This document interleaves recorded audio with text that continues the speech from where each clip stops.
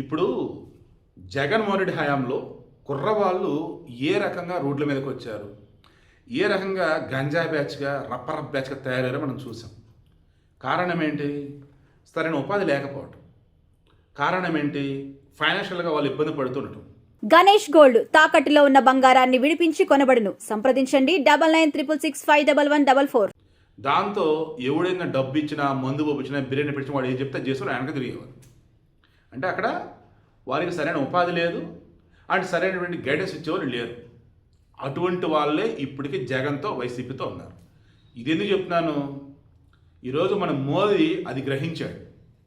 మొన్న జంజీ ఉద్యమం అంటూ ఈ కాక్రోచ్ జనతా పార్టీని హడావుడు ఎవరైతే చేస్తున్నారు బ్యాచ్, వాళ్ళ దగ్గర అసలు వచ్చింది ఎవరు అని క్రాస్ చెక్ చేసుకుంటే సరైనటువంటి కోచింగ్ తీసుకునే స్తోమత లేని వాళ్ళు, సరైన ఉపాధి అవకాశాలు లేని వాళ్ళు, ఇంట్లో పేరెంట్స్ వచ్చేసి వీళ్ళని మన వల్ల కాదు చదివించడం అని చెప్పేసి వదిలేసిన వాళ్ళు, ఇంకొంతమంది సిటీలకు వచ్చి ఏదో పని బతుకుదామని అనుకున్న వాళ్ళు, ఇలా చెప్పుకుంటూ పోతే వీళ్ళకి మనం ఉచితంగా మెరుగైన కోచింగ్ ఇవ్వగలిగితే, వీరికి ఉపాధి అవకాశాల కోసం మార్గాలని వారి ముందు ఉంచగలిగితే, వీళ్ళ కాలం మీద వీళ్ళు నిలబడేలాగా ఆర్టిఫిషియల్ ఇంటెలిజెన్స్ స్కిల్స్ నేర్పగలిగితే, వారు ఖాళీగా ఉండకుండా ఏదో ఒకటి నేర్చుకొని బతుకుదారా, ప్రభుత్వం మనకు ఫ్రీగానే ఇస్తుందిరా అన్నది మనం వాళ్ళ ముందు ఉంచగలిగితే చాలు కదా.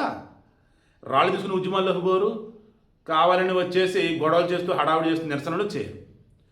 బతకడం కోసం, బాగుపడటం కోసం చక్కగా ఉన్నటువంటి సోర్స్ యూటిలైజ్ చేసుకుంటారు.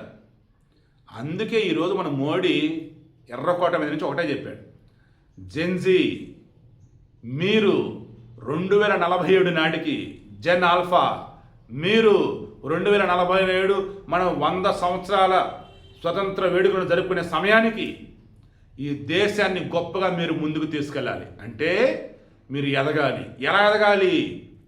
ఆర్టిఫిషియల్ ఇంటెలిజెన్స్ స్కిల్స్ నేర్చుకోవాలి. అట్ ది సేమ్ టైం ఉపాధి అవకాశాలు మెరుగుపరుచుకునేలాగా మీ కాలం మీద నిలబడాలి. మీకేం కావాలి? కోచింగ్ మేము ప్రొవైడ్ చేస్తాం. దేశంలో ద బెస్ట్ ఉన్నటువంటి కోచింగ్ అనేది మేము మీకు అందిస్తాం. UPSC, groups, state public service commission మొత్తం A to Z మేము చూసుకుంటామన్నారు. విధి విధానాలు, రిజిస్ట్రేషన్ ప్రక్రియ ఎలా ఏంటి త్వరలో చెప్పబోతున్నారు. ఇక ఈలోపు ఆ కాన్సర్ అనబడే వ్యక్తి మన బీహార్లోనే అక్కడ బాగా ఫేమస్ అయ్యాడు. ఇతని మీద వేరే అతను కేసు పెట్టాడు. ఏంట్రా అన్నప్పుడు ఏకంగా గన్నులతో ఫైరింగ్, డబ్బుల కోసం ఇదంతా కూడా. ఇలా మిగతా కూడా ఉన్నారట. మళ్ళీ ఎవరు నాకు తెలియదు, ఫుట్ అయితే వైరల్ అవుతుంది. ఈ కోచింగ్ ఇన్స్టిట్యూట్ల పేరుతో, ఆన్లైన్ కోచింగ్ పేరుతో ఎవరైతే ఇవ్వడం డబ్బులు సంపాదించుకుంటూ ఉన్నారో, ఆ రాజస్థాన్లోని కోట, ఆ ఢిల్లీ, ఇక మన దగ్గర మిగతా ఆర్టిస్ట్ క్లాస్ కుప్పల కోచింగ్ ఇన్స్టిట్యూట్లు ఈవెన్ ఆన్లైన్ క్లాసులు కూడా గట్టిగా డబ్బులు తీసుకుంటా పోయినాయి. సో ఇక ఇప్పుడు అఫీషియల్ వేలో ఇంగ్లీష్ లాంగ్వేజా, హిందీ లాంగ్వేజా, మీడియం ఆఫ్ లాంగ్వేజ్ అనేది ఏంటి, కోచింగ్ అనేది మేబీ అవన్నీ విధి విధానం త్వరలేస్తారు. ఈరోజు మోదీ చెప్పినట్టు ఒక్కదానితో అంతా కూడా షేక్ అయిపోతున్నారు ఈ కోచింగ్ ఇన్స్టిట్యూట్లో మాఫియా నడిపే బ్యాచ్. మొన్న మధ్య ఢిల్లీలో అండి కోచింగ్ ఇన్స్టిట్యూట్లోనే కదండి పాప అన్యాయంగా చనిపోయారు. వరద నీరు వచ్చేసి వేతుడు కుప్ప కూలిపోయింది. ఇంకో చోట అగ్ని ప్రమాదం.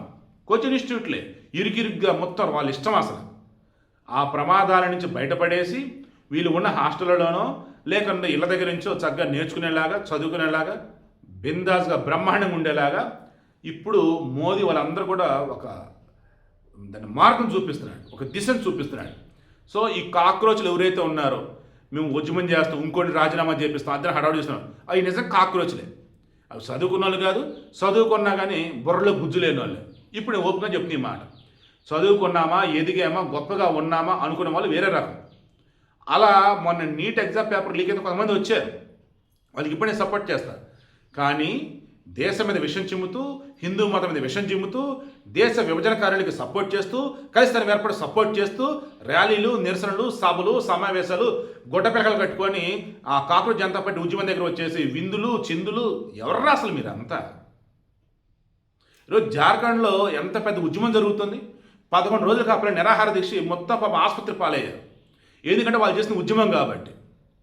ఇక్కడ చేసింది ఏంటంటే ఈ కాక్రోచ్ జనతా పార్టీ జంతర్ మంతర్లో జస్ట్ నాన్ వెజ్ తినకుండా చేస్తున్నారు అన్నమాట, శాకాహారం తింటూ అవన్నీ. ఇంకొంతమంది అవి కూడా లాగిస్తూ పోయారు. నిరసన అంటే ఏంటి? తినకుండా ఉండడం కాదు, మేము తింటాం బట్ నిరసన తెలియజేస్తున్నట్టు వాళ్ళు ఉన్నారు. నిరసన అంటే మాదిర, బాధ అంటే మాదిరని జార్ఖండ్ విద్యార్థులు చూపిస్తున్నారు. మరి ఏంటమ్మని అడిగితే ప్రియాంక గాంధీ మాకే సంబంధం అంటారు. ఇక మిగతా వాళ్ళు వచ్చేసి అది వాళ్ళ సంగతి, మా సంబంధం లేదు అంటారు.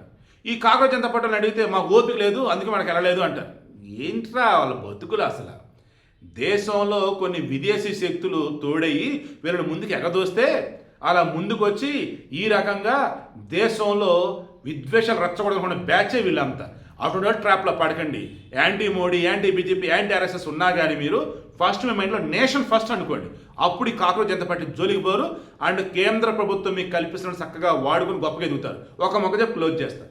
నీ మధ్యకాలం 4-5 వీడియోలు చూసానయ్యా. ఒక ఆడామె, ఆమెకు సంబంధించి పథకాలు గీతకాలు ఏమి అందుతున్నాయి అంటే అన్ని మొత్తం చెప్పుకుంటూ వచ్చింది. మరి ఇవన్నీ ఇస్తుంది ఎవరు? కేంద్ర ప్రభుత్వం కదా అంటే అది వాళ్ళు బాధ్యతలు ఇస్తున్నారు అంతే. మరి దేశంలో ఆ కష్టాలు ఈ కష్టాలు ఇబ్బందులు ఉన్నాయంటే అవన్నీ మోడీ వల్ల. మరి నీ పిల్లలు ఎంతమందిగా అన్నావు? మరి ఎలా అమ్మ ఏందమ్మంటే అల్లా ఉన్నాడు, అల్లా చూసుకుంటాడా? నాకు అసలు అర్థం కాలేదు అసలు వాళ్ళు.